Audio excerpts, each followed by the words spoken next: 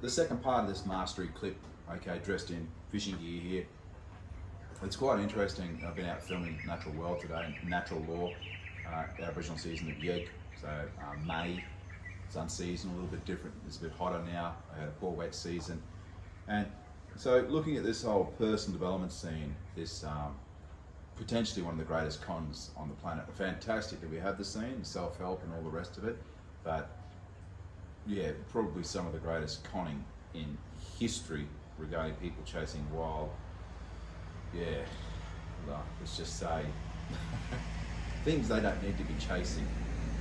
And one of them is this whole perfection thing, all right? And it may be a Western way of life, Eastern, who knows? So it's this whole neatness thing, all right? So let me just straighten this out right now. So all of this here, this is packed away so it doesn't damage the cameras. Well enough to last 10 years, that's fine. This line has just been threaded on because it was down 5 or 6 mils, so it wasn't very efficient. I'll straighten the line out now, make sure I break the back of it so it doesn't tangle up out there, and then I'll get out, do some practice casting with it. And I don't need to do any more than that.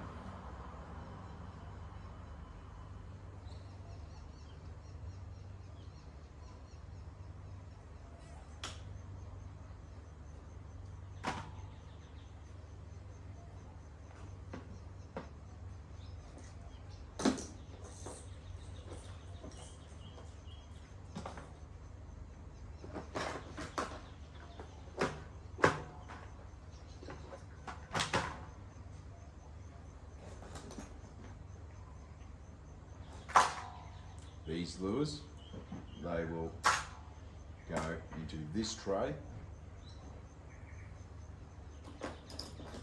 and they are newly upgraded, and for this time of the year the standard bite pattern has changed on the fish, and we need to stay in touch with the fish. The fish are always ahead of us, so constant adaptation. Got different sizes, different sounds there, different profiles, some natural, some artificial. These containers will then be locked, 4 containers.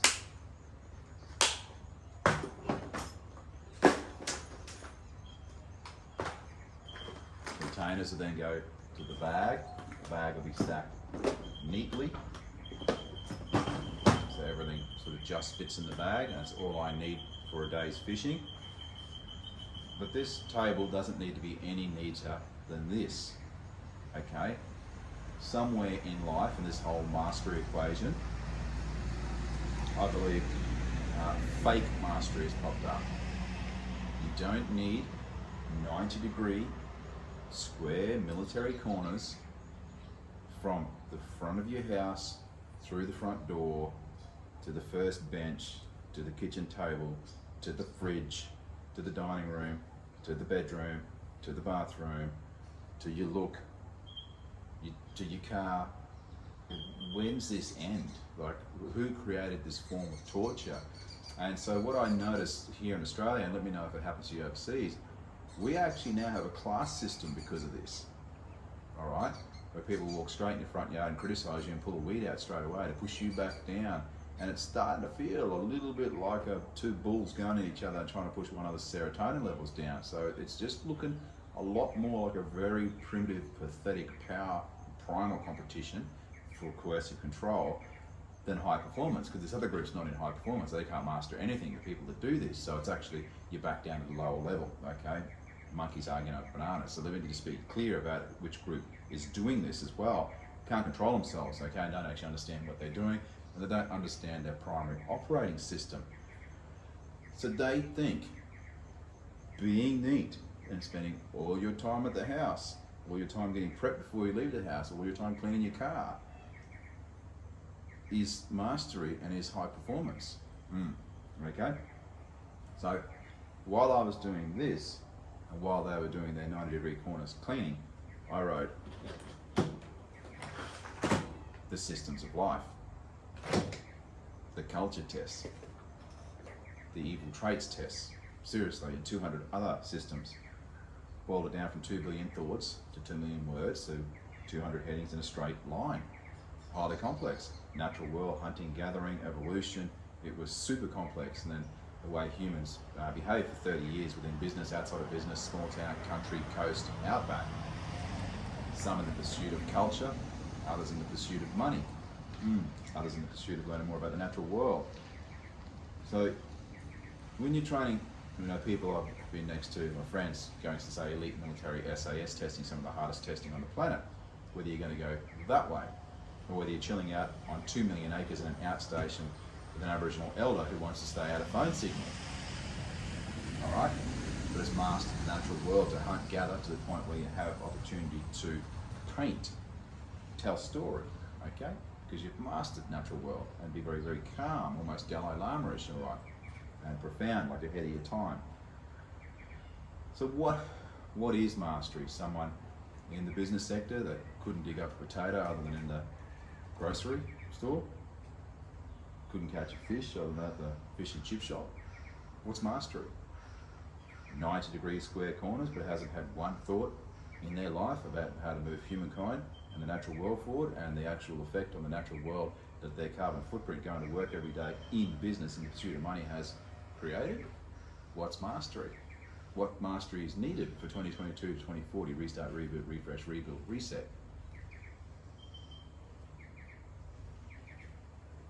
So this neatness, this perfection thing is sold as mastery. It's very, very disturbing. I had to watch it for a long, long period of time to actually deliver this and to be sure of it, but it is definitely hooked to the pushing you back down, the negative pyramiding, I call it, negative pyramiding, pushing down, not positive, belittling class system. I like the original way. If you want to mow your lawn, you throw a match on it and burn it. Seriously. This whole splashbacks, pats on the back, 90-degree spirit level, measured hedges, lawns, perfect cars, perfect looks, perfect ears, perfect face, perfect body, shoulders, abs, legs, chest. When's it end? You'd never leave your front door. Perfect front door, perfect dining room, perfect bathroom, perfect bedroom, perfect everything, squared away, 90 degrees, neat. To be judged by other people, to be criticised by other people. That's living in fear. What's that master? Neat to a point of function. Function of fiction. Remember, high performance sport. I'm not going to sit there watching someone polish a cricket bat for 6 hours and I've got to go out and bat now. So that you can do too much of this, too much, and then it becomes a psychological problem. But the mistake has been made that people think they're in a higher class system. Yet you have to do a certain amount to stay healthy and functional. Yes, but you don't need to do any more than that. Otherwise, it's time wasted. I think it's time where people aren't thinking and just not leaving the house. And where's their thought for humankind? Where's their thought for the natural world? Where's their plan for the future? There isn't one.